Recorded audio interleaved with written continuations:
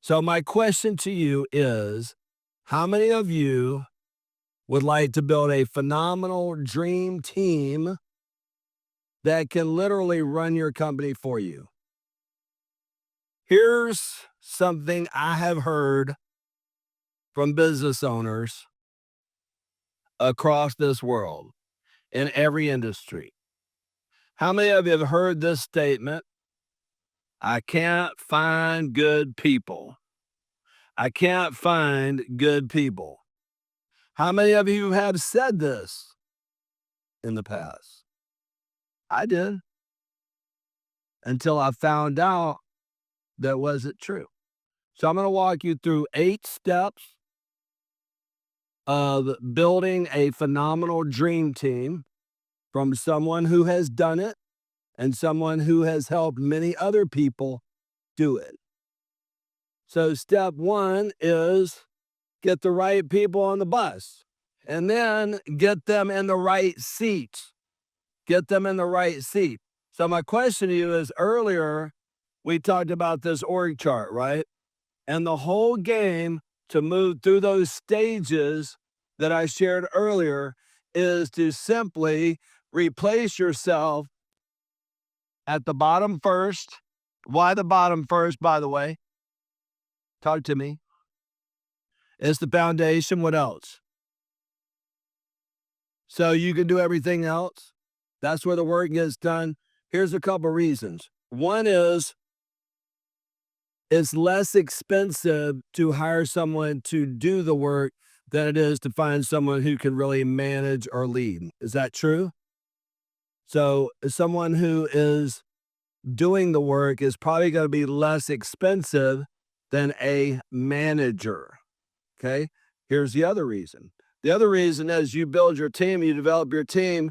Guess where these people are going to come from? Right here. Because they're going to be trained in your culture. They're going to be trained in the systems, the procedures. This is how it works. Then you move up. And then, just as a reminder, this is doing the work, this is supervising the work, this is planning, this is directing. And so you want to move them all the way up. Second consideration that you need to make is, what disc profile do you need in those positions? For example, if you have someone in outside sales or outside marketing, what would be a potentially good profile for them? ID. Why? Because an eye never met a stranger. And then when they get done doing their routes, they're going to go back and they're going to follow up and they're going to get a bunch of stuff done because the fortune's in the follow up. Got it? So that's really important to learn what are the best profiles for each of the positions on your org chart. Okay. Now, next question is, how would you describe the traits of the person you're looking for? What kind of person are you looking for? Okay, let me put my HP GPT, Chat GPT to work real quick. This is what you said. You want someone who's successful. Doesn't mean that, you're looking for a college grad, but you probably not looking for a dropout necessarily. You want someone who has shown some kind of track record of success. Good work ethic, positive attitude, great appearance, intelligent, honest, trustworthy. Y'all said all this stuff and I wrote it down. Loyal, organized, they take initiative, and you want a potential leader. You want someone who has a high level of social awareness. As Patrick Lencioni says, you want someone who's humble, hungry, and smart. That smart part is, I have enough self-awareness to realize how I'm coming across to somebody. You ever met anybody that was like totally unaware of how they're coming across to you or to other people? If you have humble people who aren't hungry, they're not going to do anything. They just want a place to rest. And if they're hungry, but they're not humble, they're going to run over people. This is your list. I'm here to help you. I'm not here to hurt you, but I do have to tell you the truth because you have to ask yourself another very important question. You ready for it?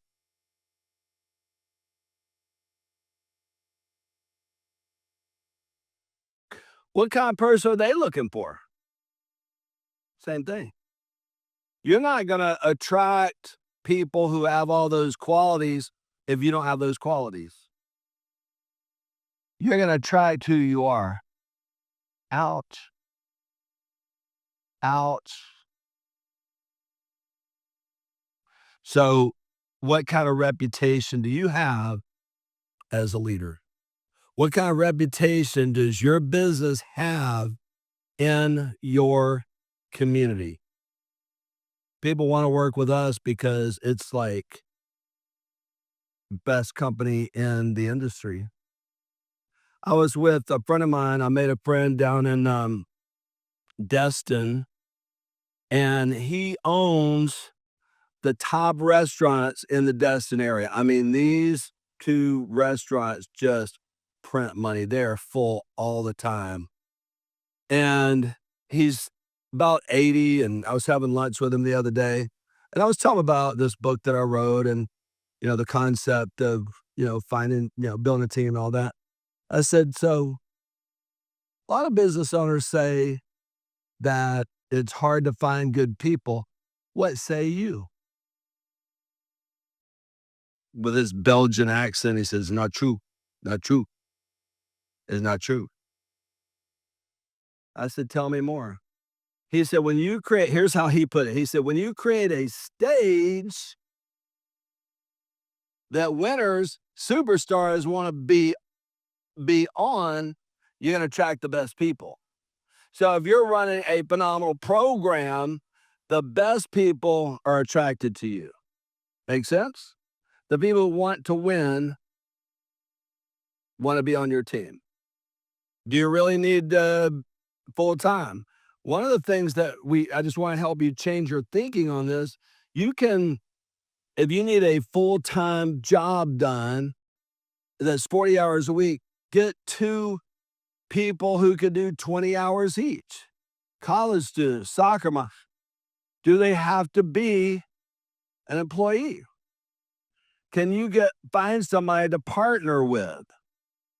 You got to find them, right? I can't find a good people. Notice them. Notice people. Did you know that there are people around you everywhere you go, the grocery store, the restaurant, everywhere you go, there are potential team members, there are candidates everywhere. Listen, you got to build your network. Notice everybody, connect with. Might not be anything there, but there might be. Number two, you got to attract them. How do you attract them? By the way you treat them. Add value to everyone you know. Always be positive, learn about them. And again, no experience necessary. All business, all life is about relationships. You can have everything in life you want if you'll just help enough. You need more team members? Help more people. Need more clients? Help more people.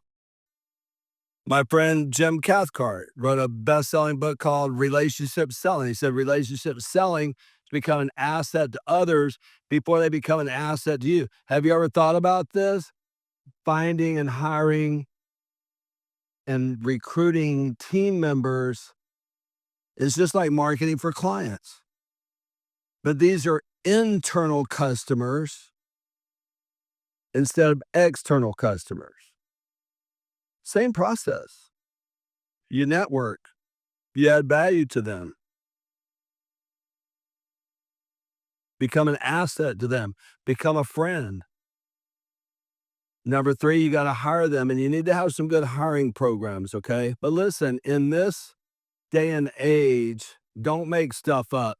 get a professional in that area. The other thing that you might want to do if you're not sure what the disc profile is of the team member that you need, we have a hiring assessment where you can put in the role, all the duties of the job, and it'll spit out a disc profile for you. Number 4, you got to train them. Step 5, you got to coach them. A leader is a coach. A leader is a coach. Say that with me. A leader is a coach. You can't lead if you can't coach. John Maxwell said that. If you stop telling people what to do and start asking questions, first of all, making sure that you have the right person on your team, finding out what their goals are, finding a fit on your team that everybody wins. I want to give you a 5-step coaching process. When someone misses the mark in your company, this is how you coach without drama. You ready? Number 1, do you understand what to do? In other words, did you know that that's your job? It's on your PRD. You know that. I know that. They might have forgot that. Do you know what to do in this situation? Yes, I do. Do you understand how to do it? Yes, I do. Do you have the resources to do it? The time, the materials, you know what we do is we set people up for failure so often. We don't give them the right tools. We have those system where they're trying to do work without tools. Let's not do that. Let's be a good coach and try to help them have the resources that they need. Now, if they lose the tools and you have a good system, they'll pay for the tools. We gotta have a coaching session. One of the things that you'll find is that people say, "Well, I didn't have enough time. I didn't have enough time." That goes back to the training. Let's go through the process. Oh, I see. We got things out of order. You guys have seen like the demonstration where you have the rocks, like the big rocks, pebbles, smaller rocks, and then the sand and the water. If you put the water in first, the sand in, then the pebbles, then the rocks. The rocks don't fit. The big rocks don't fit. And the big rocks are the priorities. If you put the big rocks in first, then the little rocks, the pebbles, the sand, the water, everything fits. So you might have to coach them and say, okay, walk me through the process. If you have to keep bringing someone back to the table, when I'm coaching someone, I'm looking for one of two things. Is it an aptitude problem or is it an attitude problem? Don't ever use the A word, please. But you might have someone in the wrong job, or you might have someone. I've hired people that just can't learn for whatever reason. Good people just can't seem to get the hang of it. Boy, it's not fair to your other team members. It's not fair to your clients. It's not a charity. I'll help you. I'll give you money. I'll give you my own money, but I can't do this to my team and to my clients. It might be an attitude issue. Maybe something happened in their life. Maybe they got mad about something. Maybe they're going through a divorce or whatever. So you have to ask them, is everything okay? Are you good? And if you have to keep coaching someone, you ask this question in this way. If you think that it might be the end of the road, you say, are we still the right fit for you? You don't tell them you're not the right fit for us. You don't belong in this culture. You don't fit. No, because human beings are phenomenal and we want to maintain their dignity as a human being, their value as a human being. We don't have the permission in my mind, in my value system, to tear somebody down, even if they did something really bad to you. Are we still the right fit? I don't think so. Okay. Do you want to quit? Yeah, I think so. I'd rather help people quit than to fire them. If I have to fire them, I will.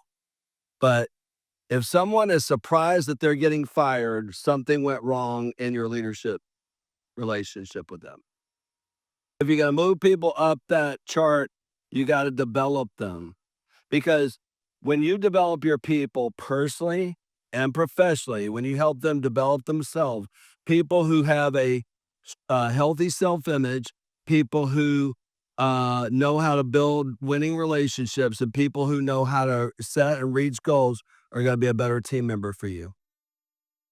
That's the key.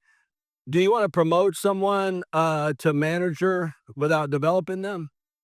And then you sustain them. How do you do that?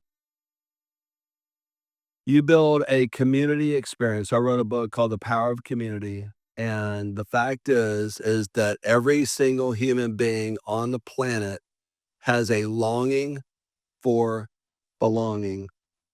And I'm telling you, if you understand this and you'll support people, you encourage them, you help them be accountable. If they want to be accountable, and you get the right people on the bus and everybody's using their gifts and you help them develop their gifts, man, you can have such a phenomenal dream team.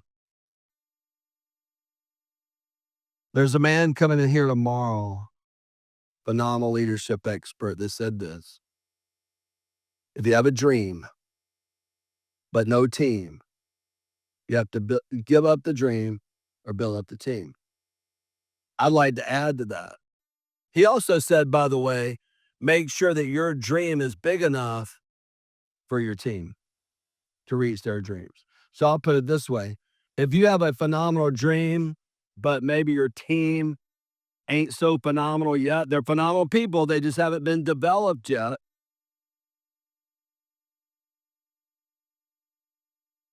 Then you need to either give up the dream or build up the team. So I would like to help you build your phenomenal dream team.